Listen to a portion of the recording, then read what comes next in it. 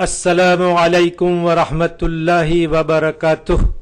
आऊज़ु बिल्लाहि मिनश शैतानिर रजीम। बिस्मिल्लाहिर रहमानिर रहीम। મારા માવિત્રો, ભાઈઓ, બહેનો અને પ્યારા બચ્ચાઓ, આપના મૌખિક મોઢેથી મળતા સંદેશા અથવા તો ટેલિફોન મારફતે મળતા આપણા પૈગામ કે તમે અમારા આ પ્રોગ્રામથી બહુ જ સંતોષ મેળવી રહ્યા છો અને તમને આનંદ થઈ રહ્યો છે, અમને એ જાણી બહુ જ ખુશી થાય છે ને આપ લોકોની ખુશી તે અમારી નજાતનું કારણ છે. આપની ખુશીને સંતોષવા માટે આજ આપણે 16મા પ્રોગ્રામમાં આવ્યા છીએ. સવાલ જવાબનો ક્વિઝનો આ 16મો કાર્યક્રમ છે જે ઇમામે અલી અલૈહિસ્સલામના બારામાં રાખવામાં આવે છે. તમને ધ્યાન રહે કે માહે મુબારક રમઝાનની 17મી તારીખ એટલે કે સોમવારનો દિવસ તે બહુ જ મુબારક દિવસ છે, મોટી ઈદનો દિવસ છે. ઇસ્લામની પહેલી લડાઈ જંગે બદ્ર તે દિવસે ફતેહ થઈ છે અને તે પણ આપણા મૌલા અને આકા ઇમામે અલી અમીરુલ મોમિનીન અલૈહિસ્સલામના હાથ ઉપર અલ્લાહે ફતેહ આપી છે. જે જંગની અંદર ફક્ત 313 મુસલમાનો હતા અને તેમનાથી 3 ગણા વધુ કાફીરોનું મક્કાવાસીઓનું લશ્કર હતું. મને ધ્યાન છે કે આપ લોકોને તારીખ કહેતા ઇતિહાસ હિસ્ટ્વાર બહુ જ પસંદ છે, એટલે તારીખની 2-4 વસ્તુઓ તમારી સામે પેશ કરી અને આજનો જે ખાસ કાર્યક્રમ છે તેના ઉપર હું આવી જઈશ. જંગે બદ્ર હિજરી સન 2ની અંદર થઈ હતી, એટલે કે હઝરત રસૂલ ખુદા સલ્લલ્લાહુ અલૈહિ વ આલિહિ વસલ્લમ મક્કા છોડીને જ્યારે મદીના આવ્યા એના 1 વર્ષ વીતી ગયા પછી બીજા વર્ષે આ થઈ હતી. તો હિજરી સન 2ની અંદર ઘણી વસ્તુઓ બની છે જે આપને હું તેમાંથી અમુક બતાવું છું. ઇમામે અલી અલૈહિસ્સલામ અને જનાબે ફાતિમતુ ઝહરા સૈયદતુન નિસાઈલ આલમીન અલૈહા સલામના નિકાહ, તેમની શાદી મુબારક પણ આજ હિજરી સન 2માં થઈ હતી. માહે મુબારક રમઝાનના રોઝા જે આ મહિનો ચાલી રહ્યો છે તે સૌથી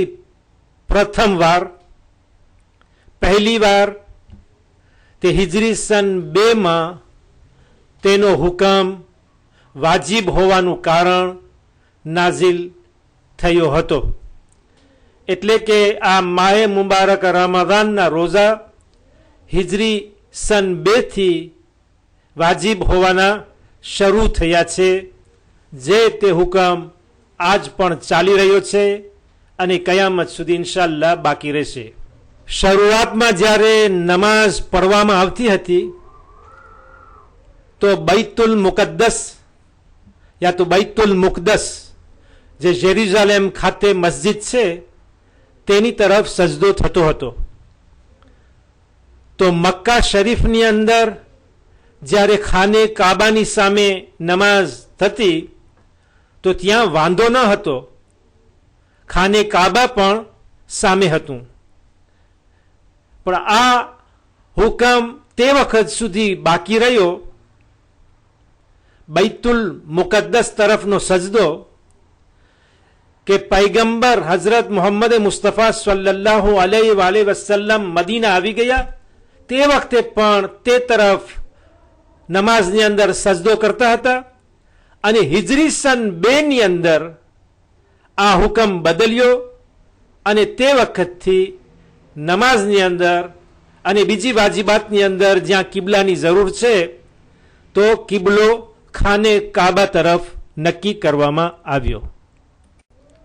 તારીખી આ 2-3 વાતો ઉપર બસ કરતા આજનો કાર્યક્રમ ધારા મુજબ જેવી આપણી આદત છે કે હદીસથી શરૂ કરવામાં આવે છે, તો આજ ચોથા ઇમામ હઝરત અલી ઇબ્ન અલ હુસૈન ઝૈનલ આબેદીન અલૈહિસ્સલામની એક હદીસ ચૂંટીને તમારી સામે લાવ્યો છું, જે હું તમને વાંચી સંભળાવું છું. ઇમામ ફરમાવે છે કે પોતાના ખુદા સિવાય બીજા કોઈથી ઉમેદવાર થવું નહીં, એટલે બીજા કોઈની આશા રાખવી નહીં. આશા રાખવી તો અલ્લાહ પાસે રાખવી, આશા રાખવી તો પોતાના પેદા કરનાર માબૂદ માલિક પાસે રાખવી. એ આશાને, દુઆને, ઉમેદને પૂરી કરનાર છે.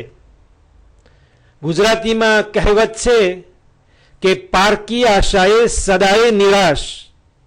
તો શા માટે નિરાશ થવાનો કારણ ગોતો છો? અલ્લાહને મરો અને તમારી આશા પૂરી થઈ જશે. બસ વાતને બહુ ન લંબાવતા આજના પહેલા સવાલ ઉપર હું આવી જવા ચાહું છું. આ પણ એક તારીખી સવાલ છે, એટલે હિસ્ટોરિક ક્વેશ્ચન છે. અને જે લોકો નજફ અને કરબલાની ઝિયારત નો શરફ હાસિલ કરી લીધા હોય તેમને તો આ વાત સવાલ જોઈને તરત યાદ આવી જશે. એનો જવાબ તે લોકો માટે મુશ્કેલ નથી. સવાલ તમારી સામે છે કે નજફમાં ઇમામે અલી અલૈહિસ્સલામની કબ્ર મુબારક છે. ત્યાં જઈને આપણે મૌલાની ઝિયારત પડીએ છીએ અને ઝિયારતની અંદર ઘણી વખત ઈશારો પણ આવે છે. તો સવાલ થઈ રહ્યો છે, એક નબી પોતે કહે છે કે હું તે નબી છું કે જે ઇમામે અલી અલૈહિસ્સલામની બાજુમાં નજફમાં દફન થયો છું. તો તે ક્યાં નબી છે? હઝરત આદમ અલૈહિસ્સલામ, હઝરત હુદ અલૈહિસ્સલામ કે હઝરત યહ્યા અલૈહિસ્સલામ? આદમ, હુદ, યહ્યા અલૈહિસ્સલામ એ ત્રણે પૈગંબરોના નામ છે. તો આ ત્રણમાંથી ક્યાં નબી, ક્યાં પૈગંબર ઇમામ અલી અલૈહિસ્સલામના રોઝાની અંદર બાજુમાં દફન થયા છે?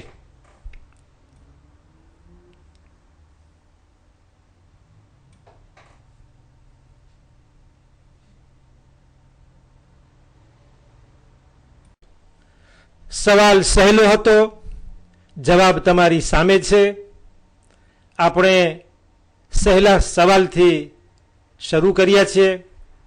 ઇન્શાઅલ્લાહ રસ્તો પણ એવી જ રીતે કાપવો સહેલો રહેશે. ઇમામ અલી અલૈહિસ્સલામને જ્યારે આપણે સલામ કરીએ છીએ તો ઝિયારતમાં પડીએ છીએ અસ્સલામુ અલૈક યા અબલ બશર, એટલે કે ઇન્સાનોના બાપ, le père de l'humanité, તમારા પર પણ સલામ થાય. બીજો સવાલ પણ તારીખ કહેતા ઇતિહાસ ઉપર છે. સવાલ તમારી સામે છે. આ બીજો સવાલ થઈ રહ્યો છે કે ઇમામે અલી અલૈહિસ્સલામને હઝરત રસૂલ ખુદા સલ્લલ્લાહુ અલૈહિ વસલ્લમે એક વખત એક મિશનની અંદર મોકલ્યા હતા. આ મિશન તેમને પૂરું કરવાનું હતું, કારણ કે વખત અને સંજોગ એવા હતા કે ઇમામે અલી અલૈહિસ્સલામને ત્યાં મોકલવા જરૂર હતું. તો આ કઈ જગ્યા હતી? મદીના એટલે અરબસ્તાનથી તેઓ જાય છે.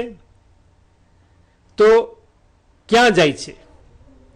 મક્કા તરફ નહીં, બલકે આબિસિની એટલે એથિયોપી, આફ્રિકામાં ગયા કે ઈરાક તરફ જ્યાં કરબલા અને નજફ છે, અથવા તો યમન તરફ જેની કેપિટલ સનાઆ છે.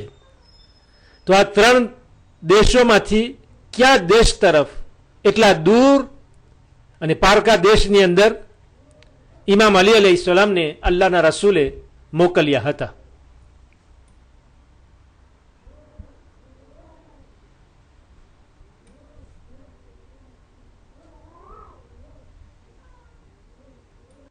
હિજરી સન 10ની સાલ હતી, એટલે હઝરત રસૂલ ખુદા સલ્લલ્લાહુ અલૈહિ વસલ્લમના ની વફાતના 1 વર્ષ પહેલાંનો આ બનાવ છે કે ઇમામ અલી અલૈહિસ્સલામની ઘણી દુઆઓ આપી, હાથમાં ઇસ્લામનો અલમ સોંપી અને યમન તરફ રવાના કર્યા હતા. લડાઈ કરવા માટે નહીં, બલકે તબલીગ અર્થે, અને ત્યાં જેટલા કોઈ મૂંઝવણ પ્રશ્નો, કાંઈ પ્રોબ્લેમ જાગ્યા હતા એનું સમાધાન કરવા ઇમામ અલી અલૈહિસ્સલામ યમન આવે છે. અને લગભગ યમનીઓ હમદાની કોમ ખાસ કરીને ઇમામ અલી અલૈહિસ્સલામ હાથ ઉપર બૈયત કરી અને ઇસ્લામ લાવી. આપણા મૌલા અને આકા ફતેહમંદ પાછા મદીના આવ્યા. હવે આપણે ત્રીજા સવાલ ઉપર આવ્યા. હઝરત પૈગંબર ઇસ્લામ સલ્લલ્લાહુ અલૈહિ વસલ્લમની હદીસ શરીફ છે, જેમાં આપ હઝરતે ફરમાવ્યું હતું કે યા અલી, તને પસંદ નથી કરતો, તારાથી મોહબ્બત નથી કરતો, તને દોસ્ત નથી રાખતો સિવાય કે મોમિન.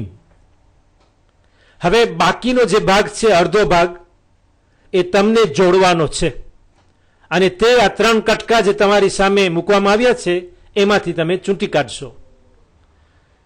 આ 3 ભાગમાંથી આ કયો ભાગ છે કે જે હદીસનો ભાગ બને છે?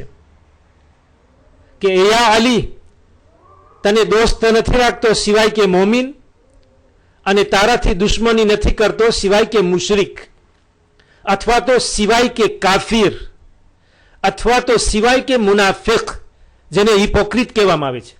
મુનાફિક તને ખબર છે ને કે એ ખરાબમાં ખરાબ ઇન્સાન છે, એના કાફિર છે ને મુસલમાન છે, બે તરફ ઢોલકા વગાડે છે અને બે તરફ કજિયા કરાવે છે. મુનાફિકની બુરાઈ કુરાનની અંદર બહુ જ થઈ છે, બલકે મુનાફિકના બારામાં ખાસ એક સૂરો નાઝિલ થયો છે.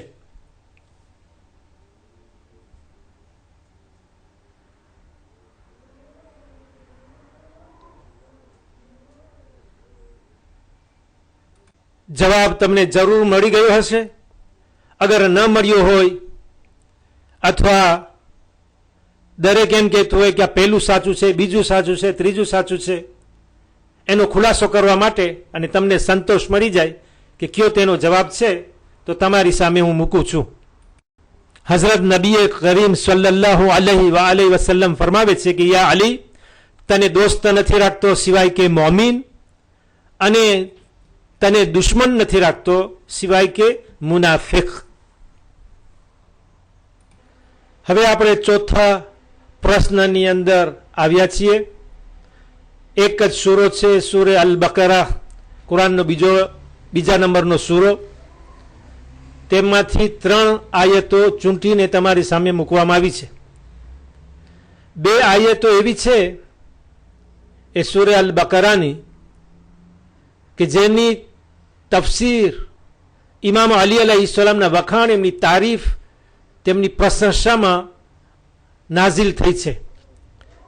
એટલે સૂરે અલ બકરાની 2 આયતો ઇમામ અલી અલૈહિસ્સલામ અમીરુલ મોમિનીન, આપણા મૌલા અને આકા ના વખાણ કરી રહી છે. એમાંથી એક આયત એવી છે કે જેની તફસીર ઇમામ અલી અલૈહિસ્સલામના વખાણમાં જાતી નથી. તો તમે હવે 3 આયતોમાંથી બતાવો કે તે કઈ આયત છે કે જે ઇમામ અલી અલૈહિસ્સલામને લાગુ પડતી નથી.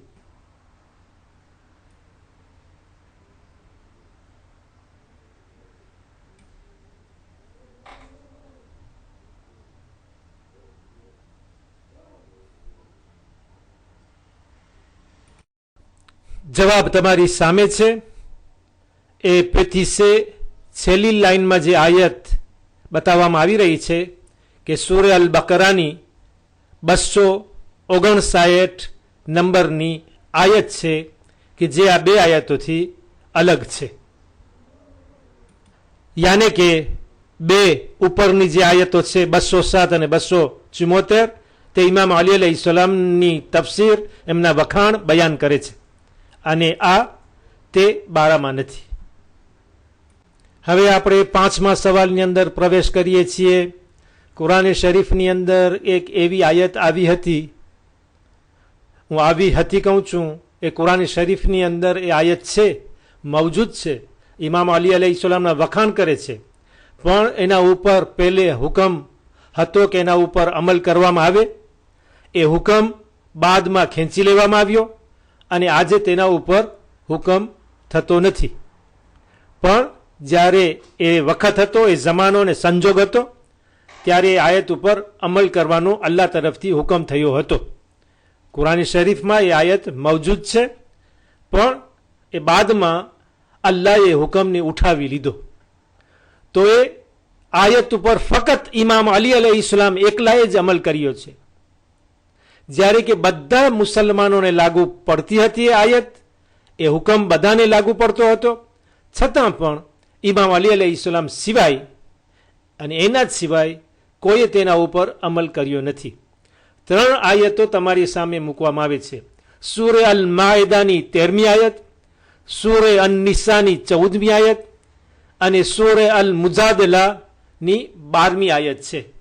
તે 3માંથી તમે તપાસી જુઓ કે કયો એવો હુકમ હતો કે જે ના પર ઇમામ અલી અલૈહિસ્સલામ એકલાએ જ અમલ કર્યો અને બાદમાં તે હુકમ અલ્લાહે ઉઠાવી લીધો મુસલમાન ઉપરથી.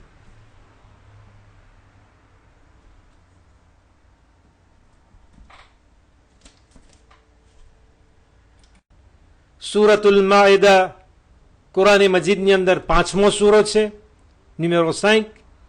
સૂરતુન નિસા એ 4થા નંબરનો સૂરો છે, સૂરત નંબર 4. અને સૂરે અલ મુજાદિલા તે 58મો સૂરો, નંબર 58 કુરાન મજીદની અંદર છે, જે આપ તપાસી શકો છો.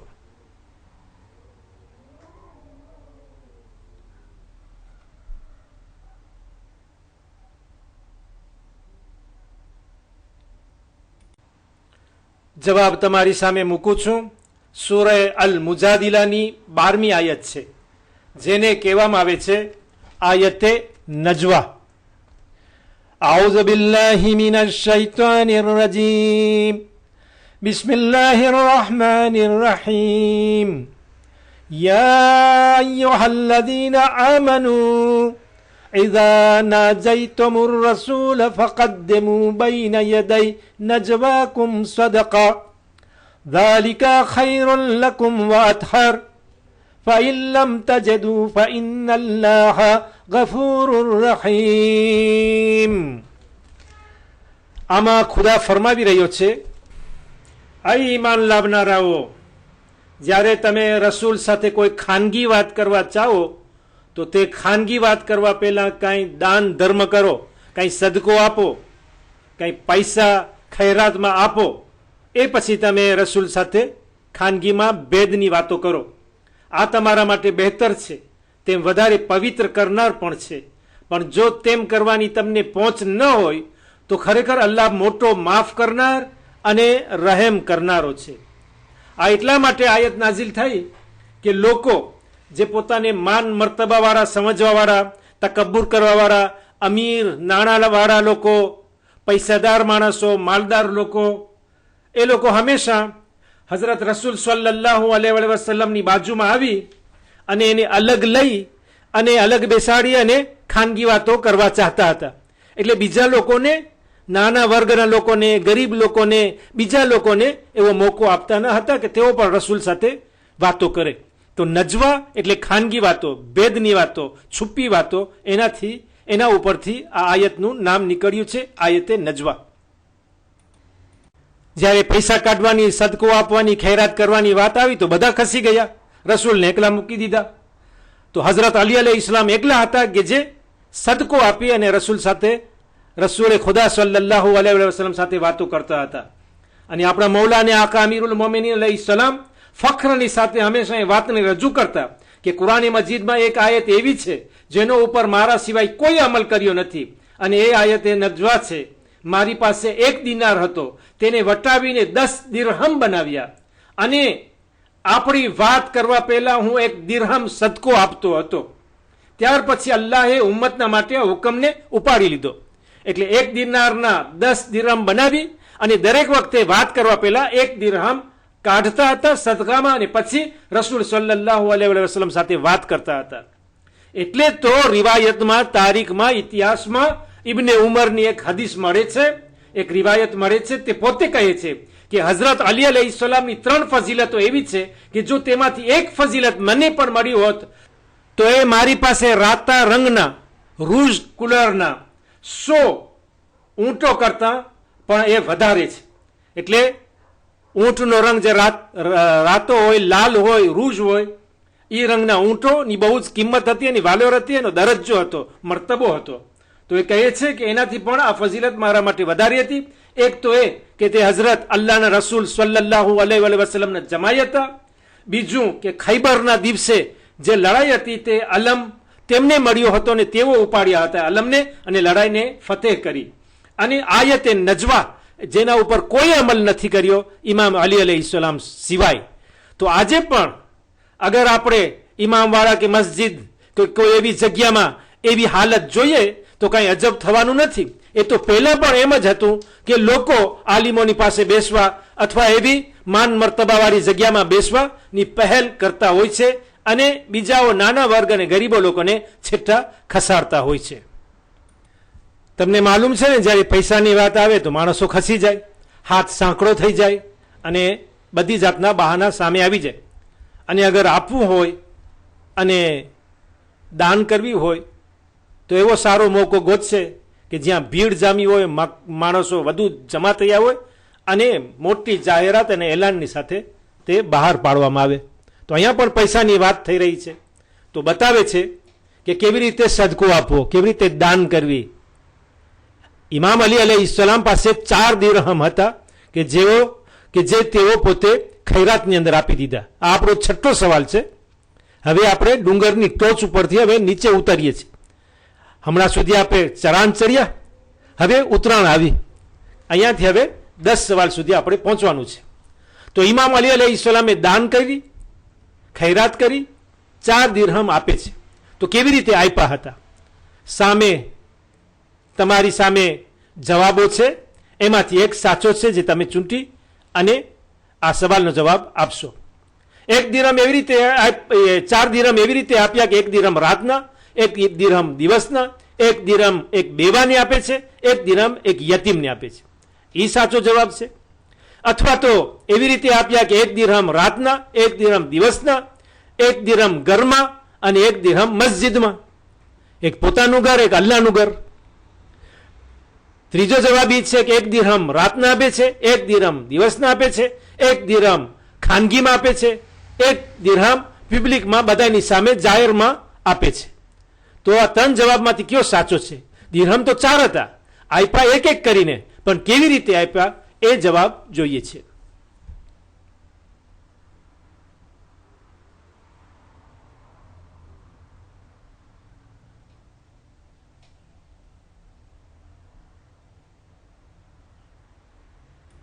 જવાબ તમને જરૂર મળી ગયો હશે.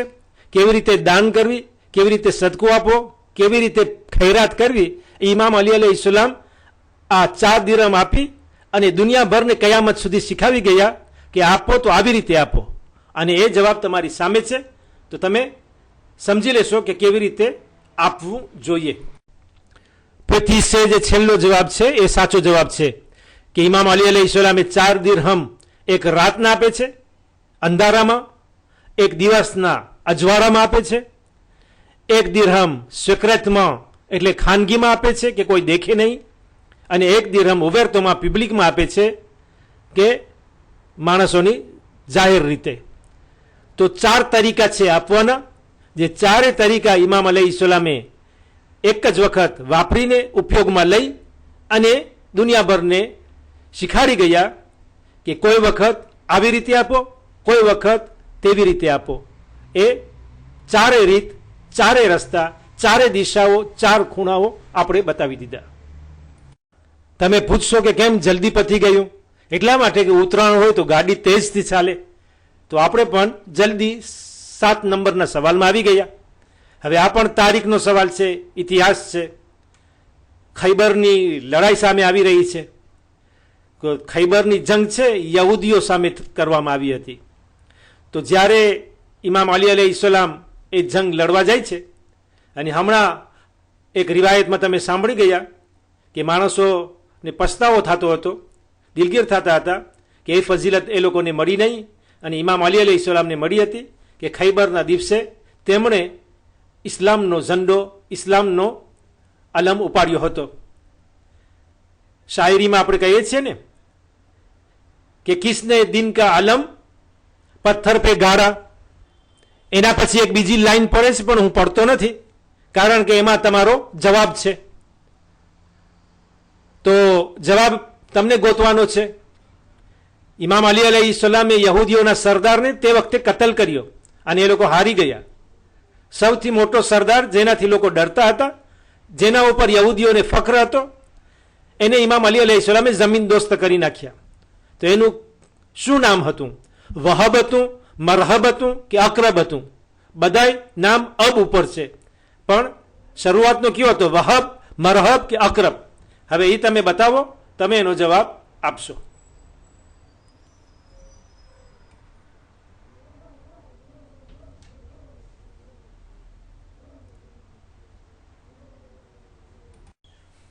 વિચાર કરવાનો ટાઈમ તમને ઓછો આપ્યો, કારણ કે નામ ટૂંકું છે તો ટાઈમ પણ ટૂંકો જ રાખ્યો.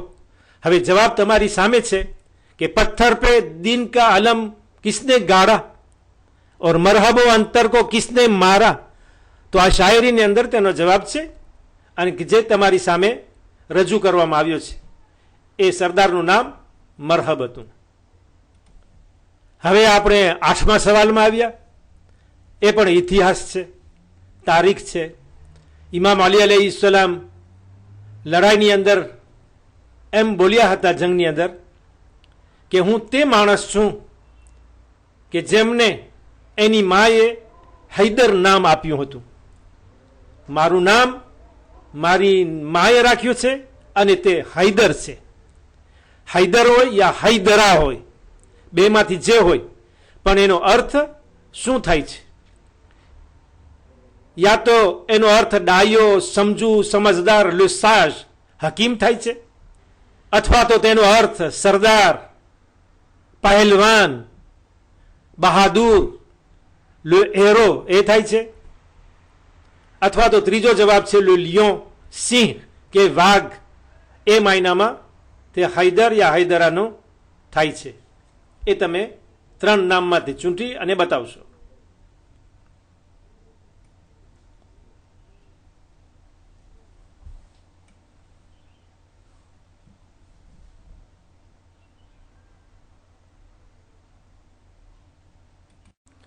હૈદર નામનો અર્થ જોઈને તમે ડરી ન જજો. કદાચ તમારા દીકરાનું એ નામ હોય હૈદર, તો તમને ખુશ સમજજો. તમને એ નામ તમને મુબારક થાય.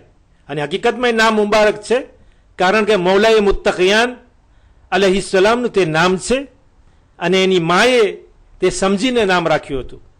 ઘરની અંદર એ સિંહ નહીં હોય, પોતે સિંહ જેવો નહીં હોય, પણ દુશ્મનો તેને જોઈને તે સિંહ જેવો લાગશે, એટલે તેને જોઈને ભાગશે. ને એ જ તો આપણે જોઈએ છે. હવે આપણે 9મા સવાલમાં આવી ગયા. ઇમામ અલી અલૈહિસ્સલામ એક દિવસ એવો ખુતબો આપ્યો કે કોઈ આલ્ફાબે ઉપર, કોઈ લેત્ર ઉપર, કોઈ અક્ષર ઉપર પોઈન્ટ ન હતો. એના માટે ક્યાંય પણ પોઈન્ટ ન હતો, અને એક ચાલુ ખુતબો હતો. ઇમામ અલી અલૈહિસ્સલામ બીજો એક એવો ખુતબો આપ્યો હતો, જે તમને સવાલ થઈ રહ્યો છે કે એવો હતો કે જેમાં બિલકુલ અલીફ હતો જ નહીં, અથવા તો એવો ખુતબો આપ્યો હતો, યા તો કદી એવો ખુતબો આપ્યો નથી કે જેમાં અલીફ ના હોય. હવે બે ઉલટા સવાલ છે. એવો ખુતબો આપ્યો હતો કે આખા ખુતબાની અંદર તમને લેત્ર અલીફ ક્યાંય ના મળે, અથવા તો કોઈ એવો ખુતબો નથી કે જેમાં એમ ન હોય કે અલીફ ન હોય. એવું કદી બન્યું નથી. અથવા તો ત્રીજો સવાલ છે કે એવો ખુતબો હતો કે તેની અંદર ફક્ત એક જ અલીફ આવ્યો હતો, બીજો નહીં હતો. તો આ 3 સવાલમાંથી કયો જવાબ સાચો છે એ તમે આપશો. કે એક ખુતબો એવો આપ્યો હતો કે જેમાં કોઈ પોઈન્ટ ન હતો, અને એક ખુતબો એવો હતો કે જેમાં અલીફ હતો, યા અલીફ ન હતો, યા એક વખત અલીફ હતો.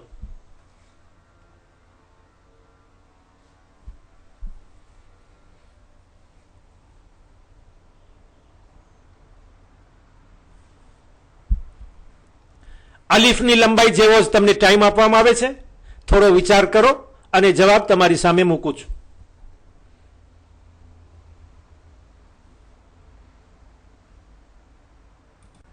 ઇમામ અલી અલૈહિસ્સલામને કોઈએ સવાલ કર્યો કે તમે અમને એક ખુતબો આપો કે જેમાં બિલકુલ અલીફ આવે જ નહીં, આલ્ફાબે આ આવે જ નહીં, એવો ખુતબો આપો. ઇમામ અલી અલૈહિસ્સલામ એની વાત ખત્મ થઈ એ પહેલા જ ઊભા થઈ ગયા અને એવો ખુતબો આપ્યો કે જેમાં ક્યાંય અલીફ ના આવ્યો. એ ખુતબો મશહૂર છે દુનિયાભરમાં. હવે અગર મારા જેવાને તમે કહો કે અમને કાલે કોઈ ભાષણ કરવું છે, તમે તૈયાર કરી દો, તો રાત દિવસ મને હેરાન થવું જોઈએ. તમે 5-10 મિનિટ સાંભળીને વાહ વાહ કરો, પણ મારા મગજનું કચુંબર થઈ જાય. હવે આપણો 10મો અને આખરી સવાલ છે. જમલની લડાઈ વખતે, જંગે જમલમાં, જ્યાં જનાબે આયેશા હઝરત રસૂલ ખુદા સલ્લલ્લાહુ અલૈહિ વસલ્લમની એક બીબી આવીને ઇમામ અલી અલૈહિસ્સલામ સામે ઊંટ ઉપર સવાર થઈને લડાઈ કરે છે. એ જંગની અંદર એક સહાબી આવીને ઇમામથી સવાલ કરે છે કે મૌલા, અમને કેમ ખબર પડે કે કોણ સત્ય ઉપર છે, કોણ સીધા રસ્તા ઉપર છે? સામે જોઈએ તો વહાં સહાબીએ રસૂલ છે, અસહાબે રસૂલ છે. અહીંયા જોઈએ તો અહીંયા પણ સહાબીઓ છે. બંને જગ્યામાં સહાબીઓ છે. હવે કેમ ખબર પડે કે કયો સીધો રસ્તો છે? વહાં રસૂલની બીબી છે, અહીંયા રસૂલના જમાઈ છે, ભાઈ છે. હવે કેમ ખબર પડે? તો ઇમામ અલૈહિસ્સલામે તેમને જવાબ આપ્યો. આ 3માંથી તમને ચૂંટવાનો છે કે કયો જવાબ સાચો હતો. એક જવાબ એ હતો કે હું સીધો રસ્તો છું અને જે મારી સાથે છે એ સીધા રસ્તા ઉપર છે. અથવા તો એમ કહ્યું કે તને સમજવું જોઈએ, તમને યકીન રાખવું જોઈએ કે હું પહેલા ઇમામ છું. અથવા તો એમ જવાબ આપ્યો કે તું સચ્ચાઈની ખબર લે કે શું સાચું છે, શું સત્ય છે, અને પછી તને ખબર પડી જશે કે સત્યના સાથીઓ કોણ છે. આ 3 જવાબમાંથી કયો જવાબ સાચો છે અને ઇમામ અલી અલૈહિસ્સલામે તે વખતે ફરમાવ્યો હતો, એ તમે બતાવો.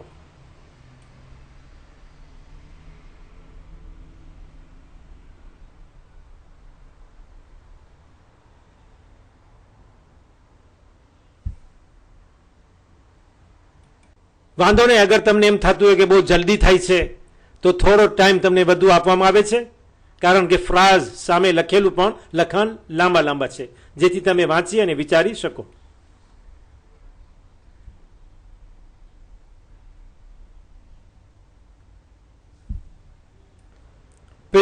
માં જે તમે જવાબ જોઈ રહ્યા છો એ જવાબ ઇમામ અલી અલૈહિસ્સલામે તે સહાબીને આપ્યો હતો કે તું પોતે સચ્ચાઈની ખબર લઈ લે કે શું સાચું છે અને શું જૂઠ છે, અને જ્યારે તને સત્ય જાહેર થઈ જાય તો તું સમજજે કે જે લોકો સત્યના સાથીઓ છે એ સીધો રસ્તો છે. એટલે ઇમામ અલી અલૈહિસ્સલામે પોતા વિશે કાંઈ ન કહ્યું કે હું સીધો રસ્તો છું, યા તમારો પહેલો ઇમામ છું, અલ્લાહના રસૂલનો પહેલો ખલીફો છું, કાંઈ નહીં. પોતાનું કાંઈ કમ્પાઇન્ય ન કર્યું, પણ બલકે માણસની અક્કલ ઉપર છોડી દીધું, એના વિચાર ઉપર, એની સમજદારી ઉપર, કે તું પોતે જ આનો ન્યાય કર કે સત્ય શું છે, સત્ય ક્યાં છે, અને તે તરફ તને જવાનું છે. અહીંયા તમને હઝરત રસૂલ ખુદા સલ્લલ્લાહુ અલૈહિ વસલ્લમની એક હદીસ સંભળાવું કે અલ હક્કો મઅલ અલી વા અલીયો મઅલ હક્કો, કે હક, સચ્ચાઈ, ન્યાય, સત્ય અલીની સાથે છે, અને અલી પણ સત્ય, હક અને ન્યાય, ઇન્સાફની સાથે છે. એટલે ઇમામ અલી અલૈહિસ્સલામ એને સમજાવી દીધું આડકરી રીતે કે જ્યારે તને સત્ય માલુમ થઈ જાય તો સમજજે કે હું સત્ય ઉપર છું, હું પોતે જ સત્ય છું, સત્ય મારી પાછળ ચાલે છે.